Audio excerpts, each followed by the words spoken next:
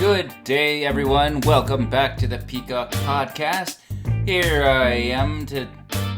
I'm here to talk about 4 games I've played lately and give you my thoughts on them.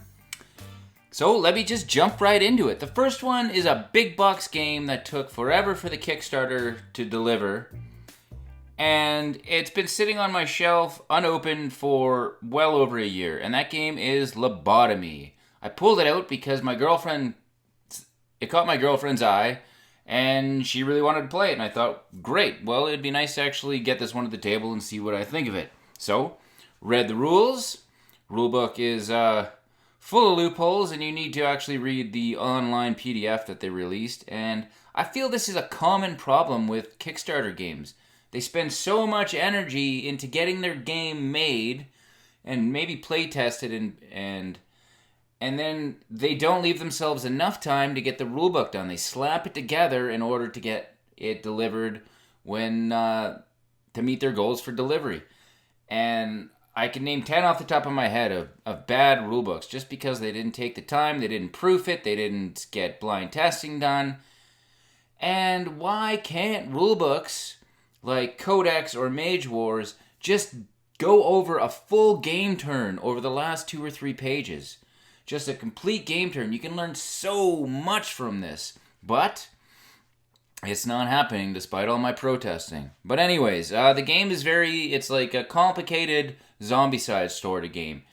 You are patients in this hospital, and there's monsters and demons and possessed nurses and patients running around, and you're going to have a mission to fulfill. Easy mode is fulfilling 1 objective. Hard mode is fulfilling like 3 or 4. And that's just say you go to play on hard, you got to go from 1 objective to the other, to the other, to the other, all the while, the game doesn't reset, your hit points don't reset. And the thing I liked about the game is that everybody's got a phobia, which is basically your special powers, right? And the weapons are cool, and the way in which you can utilize these is very cool. The things I didn't like is every time it's the monster's turn, which is after each player has a turn, it just gets really tedious doing their turn. And, when you can't move off their space because you're not allowed to leave a space with the monster, and you spend your next turn, just rolling dice, attacking. Oh, you didn't kill everyone. You spend the next turn rolling dice and attacking. No, I'm aware if you used your powers better and you really knew the game and you made better decisions, you might not always end up like this, but it was just too much work. It wasn't enough game that I loved in there, so I got rid of it. I sold it already. Decent game, but I'd rather just play Zombicide, to be honest. And I don't love Zombicide anymore. I've kind of faded on that. But I do want to set one of those Zombicide games up and introduce it to my girlfriend. I've had Green Horde sitting in Shrink since it delivered and still haven't played it. So games like this, I've just, I've got enough of them, right? I've got enough big box miniatures on a board game. And there's every other one I have I'd rather play more than Lobotomy. So that one is gone. Game number 2 I'm going to talk about. It's a abstract strategy game called The Duke. This is The Duke Lord's Legacy, which is basically the reprint of The Duke. And this game is phenomenal. It's basically like chess, but everybody's got their own kind of move. You can jump a certain way, but after you move them, you flip them over, and they have a different set of options. And you're trying to capture the opponent's king, so to speak, right? So it's very chess-like, but this game I like better than chess. It's more thematic. There's a lot of expansions for it, so you can keep swapping out certain units.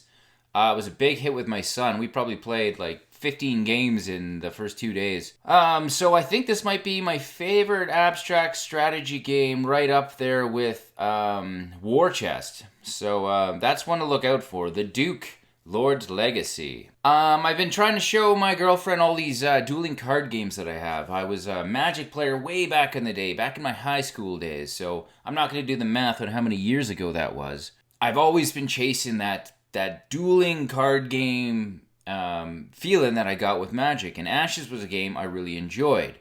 But being a 2-player game, and one that I hardly ever got to the table, I decided to introduce as many of these 2-player games to my girlfriend as I could. So Ashes was the first to come out. The first game was a learning game. My girlfriend liked it. She's like, okay, I think I got it now. And the next day at coffee, she has to play again. So we used the same Phoenixborn again for this game. And it really grew on her. So this one is going to stay in the collection. I've got everything for it. It's done now. What makes this game stand out from other dueling card games? Well, you've got your Phoenixborn with a certain amount of hit points. You've got creatures that you can summon, just like Magic. The Phoenixborn will tell you how many you're allowed to have in the battlefield at the same time. You've got ready spells, which are spells that get put on the board, and these are ones you can use every turn. And I think what makes this game unique is that a game round is when both players pass. So you can do a main action and a side action. So attacking is a main action. There's going to be cards from your hand you put into play. Most creatures will have the main action symbol. There's abilities that'll have side action or main action abilities.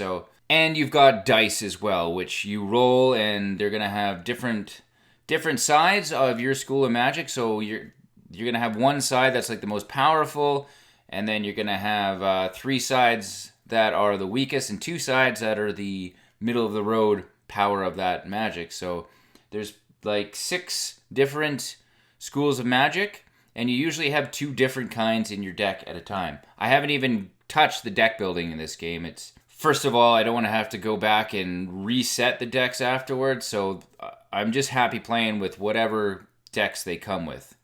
You're going to have certain cards that only a certain Phoenixborn can use, but then you can start deck building. So, yeah, I don't know. Maybe after I play this game another 50 times, I'll look into that. But the thing that makes this game special is that there's such a timing aspect to this. There's such like a rope-a-dope sort of thing going on where you might want to hold back, make your opponent think that they have their upper hand, exhaust their creatures to hit you, and then, your next turn comes around, boom, you put this into play, you put that into play, all his guys are exhausted because they already attack, and then you finish them off. So there's a timing thing that you're not going to get your first game or two, but once you become aware of it, that's what makes this game special for me. I love that timing thing, because only when, just say I do a main action and a side action, and then my opponent passes, then it's my turn again. I can do another main action and a side action. So you've really got to plan out your turns and make sure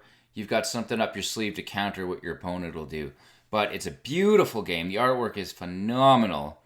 And I seen Plaid Hat teasing game mats for this. I don't think they're going to make them now, but I wish they would, because I would scoop them up. But Ashes, it's a great dueling card game. I'm a big fan of it. And now that my girlfriend likes to play it, oh, that is such a bonus. Such a bonus. And the last game I'm going to talk about, surprise, it's another dueling card game. As I've said, I grabbed an armful of them, I brought them upstairs, and I'm like, all right, I want to show you all these games. The next one is Codex Card Time Strategy. Now, unlike Ashes, this game takes more plays to get used to. There's so many options, right? You've got a spell book, like in Mage Wars. They call it a Codex. You're going to have 3 heroes of 3 different schools of magic per color. And then you've got 4 different schools, or maybe even 6. Yeah, let's see. There's purple, white, black, red, green, and there's another one in there I'm not thinking of. And then there's 2 neutral heroes. So you've got like a base. You can put people out to like guard your tower.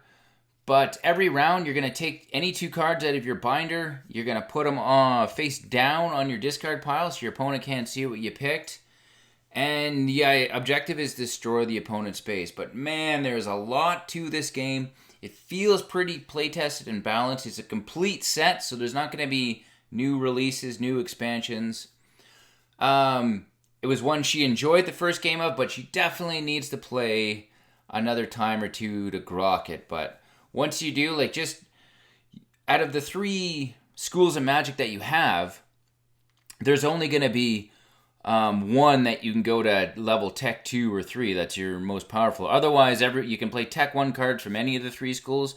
So just that decision you make on which which hero you're going to evolve to be able to play the more powerful abilities is huge. So there's just tons to discover in this game, and hopefully it's one I can get Candace to play a few more times with me.